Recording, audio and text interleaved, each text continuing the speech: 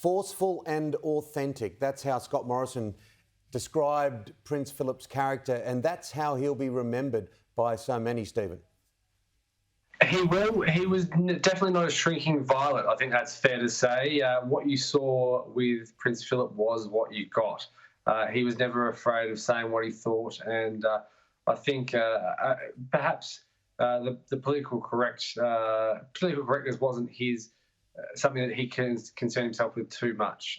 He was definitely one to say what he thought, and he will be remembered for as much as his stoicism and long support for the Queen as his sometimes ability to stick his foot in his mouth.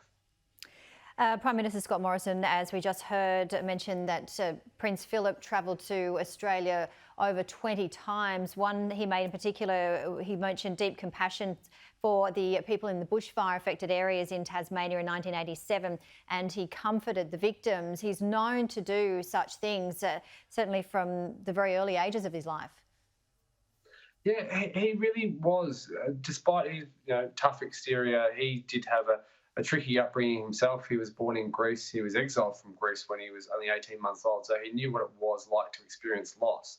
And he took that common touch through his working life. He did 20,000 engagements over his working life, 637 royal tours, and many of his engagements were on his own.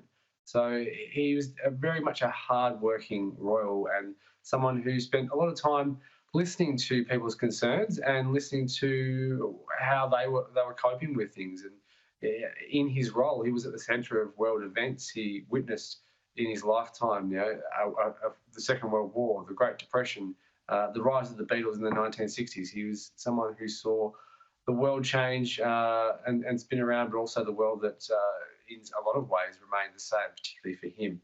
He was an extraordinary character and someone that has been a constant in most people's lives and been a constant, particularly in British and life of Britain and life of the Commonwealth, in his ability to just be there for the Queen and be there for all those charities that he was involved with right up until he retired in 2017.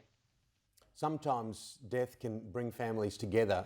There's been obviously fractured moments in the past few years with the royal family. Do you think that there's a possibility Prince Harry and his grandfather were very close? Could this be a galvanising period for them?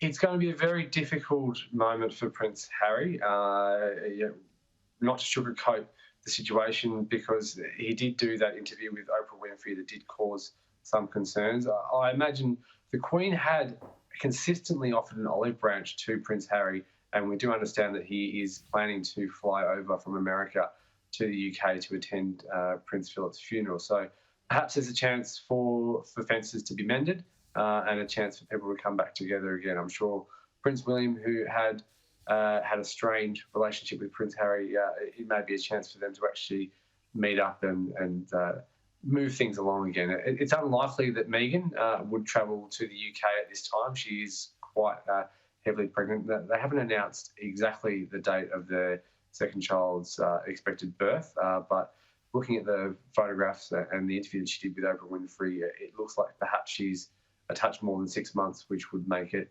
unlikely that she would get on an aircraft at the moment. So it's going to be a very emotional service. Now, under the UK lockdown rules, which are still in place, it's only 30 people are allowed at funerals at the moment. So that is going to be a very small and exclusive list, and we'll be waiting to see who does go to that. Now, traditionally, this would have been a state event where Prime Minister Scott Morrison, perhaps it would have been coming on a plane to the UK himself in different times. But Prince Philip had requested a no-fuss funeral and wanted a military-style funeral, but perhaps with about 100 people, but that may be even further reduced based on the current rules here. And who knows, there may be some easing of those announced in this case, which perhaps would be accepted by the British people. I imagine it would be. The Parliament is going to be back on Monday to offer condolences to the Queen and to share their grief over Prince Philip's passing. So we'll have to wait and see. Now, they haven't exactly announced the date of the funeral as yet. It is expected, though, after 8 days of mourning. So we're penciling at this stage April 17, which would be Saturday week. And there will be quite a number of events during the week, and there will be a gun salute across several locations in the UK tomorrow, my time, but it's the latest today, your time. And we'll see some very subdued celebrations or commemorations, rather, for Prince Philip. But it's been quite interesting on the radio today that the radio news only carried the news of Prince Philip's passing. It was a very short bulletins, and radio stations had changed their playlists. You know, even pop music radio stations were offering a toned down set list compared to what they usually would on a Friday night. And there's a sombre feeling. It is lockdown here in the UK. Yeah. I think we've lost. It is lockdown. Oh, yep. Yeah, it is lockdown here in the UK, but it seems a little bit even more subdued. Okay. Thank you very much, Stephen, for your insight, and certainly a very emotional time. People across the world mourning, but as our Prime Minister Scott Morrison said in his latest statement, above all, we must think of the Queen, married for 73 years. Yeah, quite a remarkable love story.